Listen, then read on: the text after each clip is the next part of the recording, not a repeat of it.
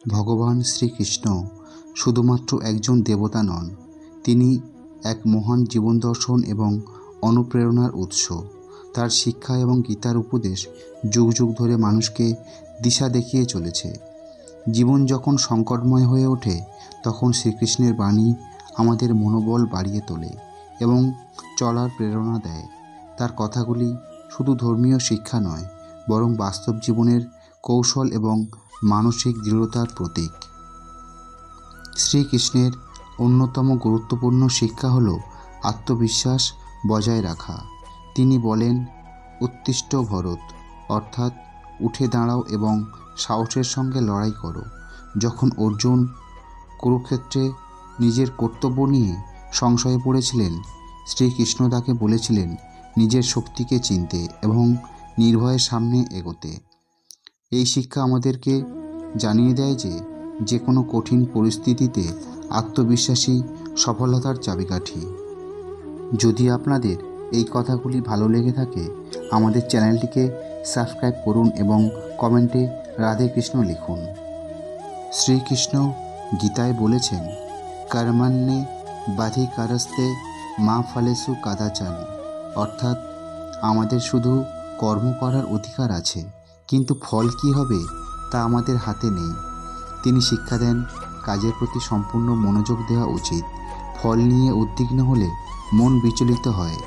আধুনিক জীবনে এই দর্শন আমাদের মানসিক চাপ কমাতে সাহায্য করে এবং আমাদের কাজের প্রতি নিবেদিত হতে শেখায়। জীবনে বিপর্যয় আসবেই, কিন্তু সেসব পরিস্থিতিতে ধৈর্য ধরে স্থির থাকা অত্যন্ত গুরুত্বপূর্ণ।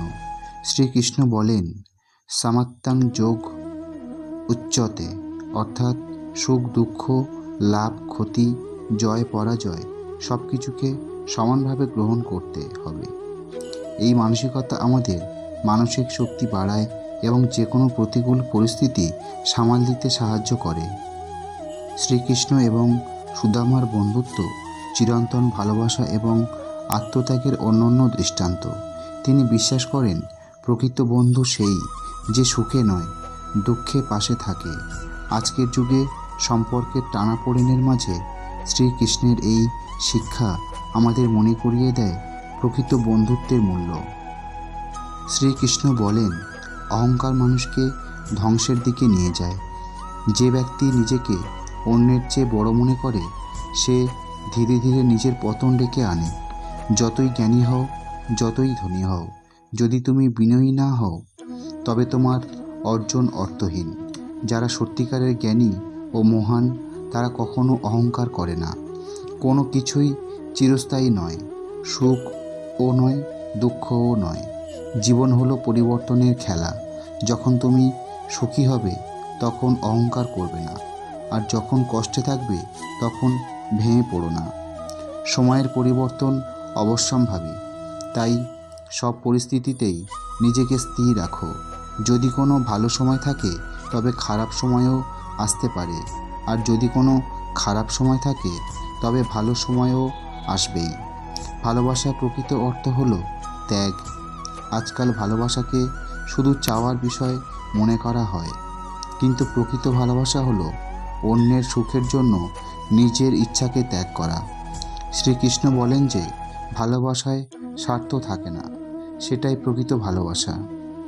তাই ভালোবাসতে হলে নিঃস্বার্থভাবে ভালোবাসো।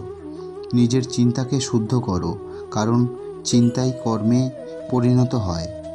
আমরা যা ভাবি সেটাই একদিন বাস্তবে পরিণত হয়। যে ব্যক্তি শুদ্ধ চিন্তা করতে পারে, তার জীবনও শুদ্ধ হয়ে যায়। তাই সবসময় ইতিবাচক ও ভালো চিন্তা করো। দুনিয়ার সব কিছুই অস্থায়ী, তাই যা হারিয়ে গেছে তার জন্য কষ্ট করো না। আমরা যা পাই, একদিন তা হারিয়ে ফেলি, কারণ কিছুই চিরস্থায়ী নয়। যা চলে গেছে তা নিয়ে দুঃখ করো না, বরং যা আছে সেটার মূল্য বোঝো। জীবন প্রতিনিয়ত পরিবর্তনশীল, তাই যা হারিয়েছে তা নয়, বরং যা এখন আছে সেটাকে ভালোভাবে উপভোগ করো। তুমি তোমার নিজের ভাগ্য নির্মাতা। কেউ তোমার জন্য কিছু করবে না যদি তুমি নিজে কিছু না করো। শ্রীকৃষ্ণ বলেন, তোমার ভাগ্য তোমার হাতে। যদি তুমি পরিশ্রম করো তাহলে অবশ্যই সফল হবে। তাই ভাগ্যের দোহাই না দিয়ে কঠোর পরিশ্রম করো। কষ্ট না পেলে জীবনের প্রকৃত মূল্য বোঝা যায় না। সুখ ও দুঃখ একসঙ্গে চলে এবং দুঃখ ছাড়া সুখের কোনো মূল্য নেই। শ্রীকৃষ্ণ বলেন, কষ্ট তোমাকে আরও শক্তিশালী করে। তাই কষ্টকে অভিশাপ হিসাবে দেখো না, বরং এটাকে শিক্ষার অংশ মনে করো। যে ব্যক্তি সব কিছুই পাওয়ার পরেও অশান্ত, সে প্রকৃত অর্থে কিছুই পায়নি। আমরা মনে করি টাকা পয়সা গাড়ি বাড়ি পেলে শান্তি পাব, কিন্তু বাস্তবে তা হয় না। যে ব্যক্তি নিজের অন্তরকে শান্ত করতে পেরেছে সে সত্যিকারের অর্থে সুখী। তাই বাইরের বস্তু দিয়ে সুখ খোঁজার পরিবর্তে নিজের ভেতরে শান্তি খোঁজো। তোমার সবচেয়ে বড় সম্পদ হলো তোমার মন। যদি মন শান্ত থাকে তাহলে বাইরের দুনিয়া যাই করুক তোমাকে কষ্ট দিতে পারবে না। শ্রীকৃষ্ণ বলেন, লোভ মানুষের মনকে দুর্বল করে দেয়। আমরা প্রায়ই বেশি পাওয়ার লোভ করি, কিন্তু সেই লোভই আমাদের অস্থির ও দুর্বল করে তোলে। যার চাহিদা সীমিত সে প্রকৃত সুখী। লোভ মানুষকে অন্ধ করে তোলে, ন্যায় অন্যায়ের পার্থক্য ভুলিয়ে দেয়। তাই জীবনকে সহজভাবেই গ্রহণ করাই সবচেয়ে ভালো। আমরা ভবিষ্যতের কথা ভেবে বর্তমানকে উপভোগ করতে ভুলে যাই। শ্রীকৃষ্ণ বলেন, বর্তমানেই তোমার বাস্তবতা। অতীত গেছে, ভবিষ্যৎ আসেনি। তাই বর্তমানকে সঠিকভাবে ব্যবহার করো। যদি প্রতিটি মুহূর্তকে উপভোগ করতে শেখো তবে জীবন অনেক সুন্দর হয়ে উঠবে। পরমেশ্বর বললেন, তুমি যেমন চিন্তা করবে তেমনভাবে তোমার জীবন গঠিত হবে। তাই জীবনে সবসময় ইতিবাচক চিন্তা করো এবং নিজের স্বপ্ন বাস্তবায়নের জন্য কাজ করো। নিজেকে ছোট মনে করো না। আমরা অনেক সময় নিজেদের প্রতিভা নিয়ে সন্দেহ করি, কিন্তু প্রকৃতপক্ষে আমাদের শক্তি অনেক বেশি। শ্রীকৃষ্ণ বলেন, তুমি যা ভাবো তার চেয়েও অনেক বড় কিছু করতে সক্ষম। শুধু নিজের ক্ষমতা বিশ্বাস করো। যদি কিছু করো ভালো মন নিয়ে করো। যদি তুমি ভালো উদ্দেশ্য নিয়ে কাজ করো তবে তার ফল অবশ্যই ভালো হবে। যে ব্যক্তি সৎ উদ্দেশ্য নিয়ে কাজ করে তার জন্য সব পথ খুলে যায়। তাই প্রতিটি কাজে সৎ হও এবং কখনো অন্যের ক্ষতি করার চিন্তা করো না। এই শিক্ষা অনুসরণ করলে জীবন আরও সুন্দর ও সার্থক হয়ে উঠবে। তাই কখনো হাল ছেড়ে দিও না, সবসময় এগিয়ে যাও এবং নিজেকে প্রতিনিয়ত আরও ভালো করে তোলো। শ্রীকৃষ্ণের বাণী কেবল ধর্মীয় গ্রন্থের পাতায় আবদ্ধ নয়, বরং তা আমাদের দৈনন্দিন জীবনের চলার পথে আলো দেখায়। সংকটের সময়ে, সিদ্ধান্তহীনতার মুহূর্তে এবং আত্মবিশ্বাস হারিয়ে ফেললে শ্রীকৃষ্ণের উপদেশ আমাদের মনে সাহস যোগায়। তিনি বলেন, যত ভাবনা ত্যাগ করো, আমার শরণাগত হও, অর্থাৎ বিশ্বাস রাখো, নির্ভয়ে এগিয়ে চলো।